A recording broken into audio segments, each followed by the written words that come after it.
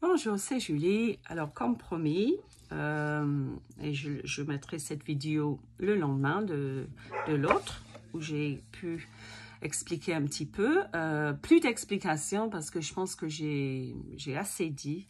Donc là, on va passer à une pratique qu'il faut faire régulièrement avec n'importe quelle sensation interne, sensation physique. Là, je parle physique, pas émotionnelle. Sensation physique interne qu'on trouve désagréable, anxiogène, qu'on veut absolument repousser, qu'on n'aime pas du tout.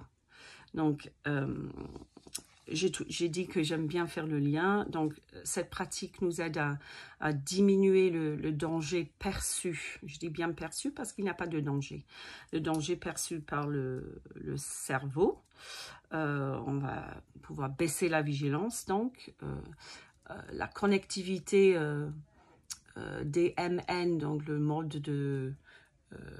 par défaut du réseau, et l'amygdale va diminuer.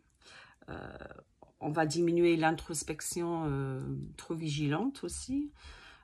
Et on va un peu rompre cette connectivité insula, qui est le centre de l'interoception, avec l'amygdale. Donc, les sensations, grâce à cette pratique, les sensations internes désagréables, on va moins être dans la vigilance, dans la qu'est-ce que c'est, dans la peur, dans l'anxiété, dans le fait de vouloir repousser. Et en plus, ça va certainement nous aider avec tout ce qui est modulation depuis le cerveau vers le corps. C'est-à-dire que là, je fais une modulation de ce qui se passe dans mon corps. Voilà. Il faut dire quand même qu'une dernière phase, au cœur de tout trouble anxieux, je ne parle pas du pipi-visite, je parle d'un exemple, donc un trouble anxieux, par exemple, si quelqu'un en a.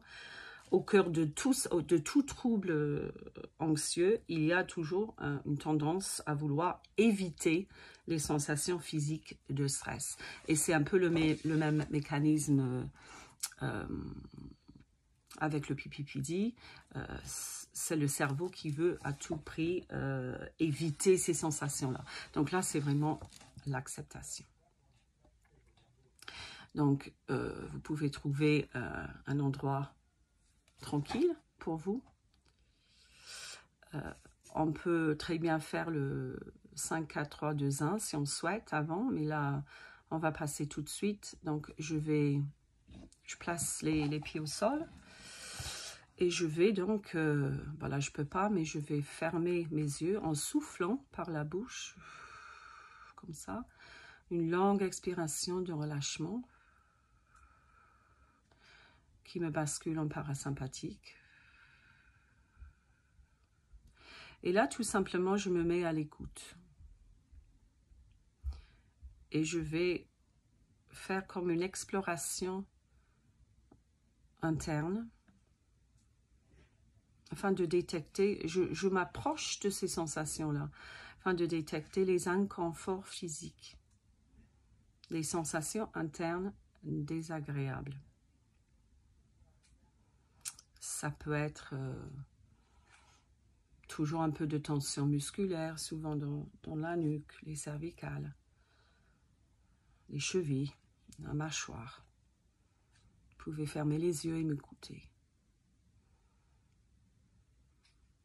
Peut-être de la douleur quelque part, une gêne. Là, je ressens une petite accélération de mon cœur, par exemple. Donc, je peux me mettre à l'écoute de mon rythme cardiaque.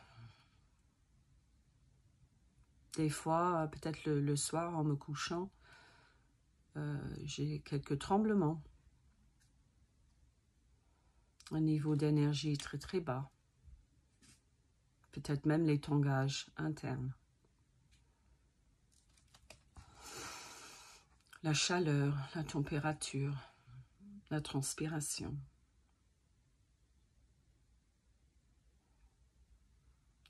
Et là, ce que je cherche, en fait, c'est pas comme l'autre vidéo.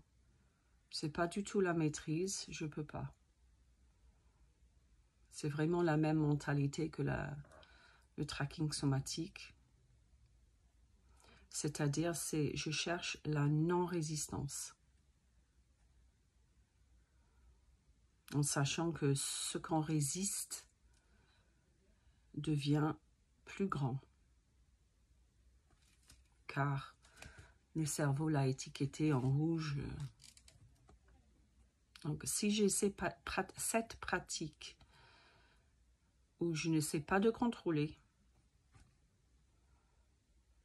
cela va emmener des modifications au niveau de la connectivité, en tout cas, de mon cerveau.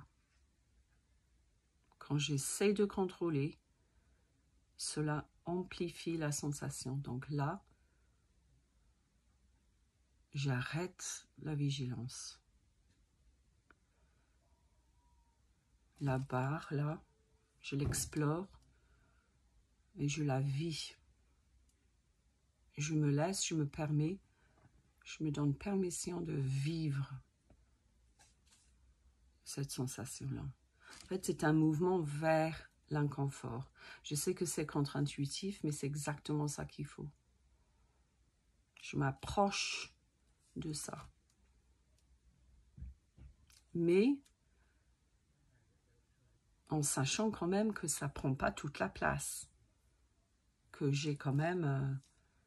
ça ne prend pas tout mon corps, peut-être. Si j'ai une barre là, ça prend là. Donc, je peux faire un mouvement vers, mais j'ai quand même un peu de recul. Ça ne prend pas toute la place en moi.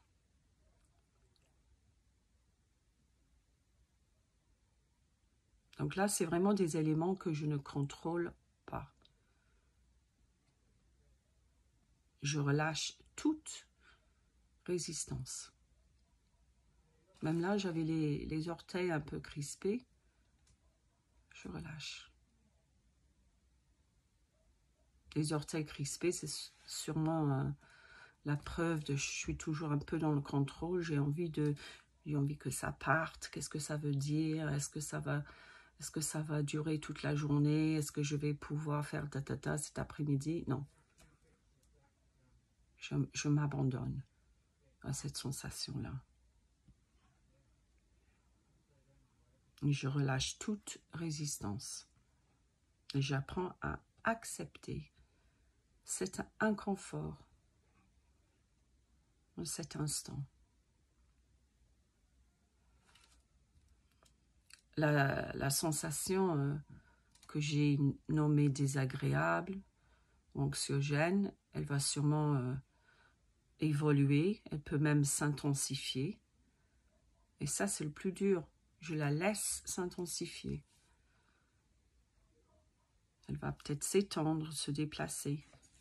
Mais elle est sans danger. C'est vraiment ça. C'est vraiment ça la pratique, de communiquer ce message à mon cerveau qu'il n'y a pas de danger. Il n'en a pas. Il n'en a pas.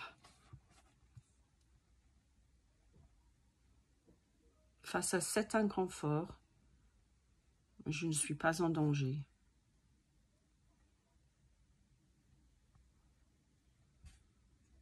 C'est une sensation sans risque.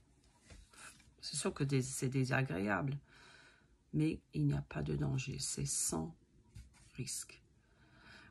Ça fait quelques jours où je pratique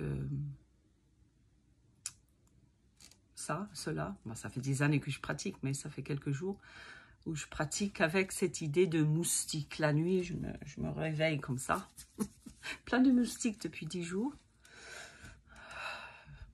On ne peut pas contrôler. Si, c'est exactement pareil. On a un certain élément de contrôle. Je peux mettre un produit, je peux fermer la fenêtre. Mais à un moment donné, si les moustiques veulent venir, moi, je peux rien. Donc là, c'est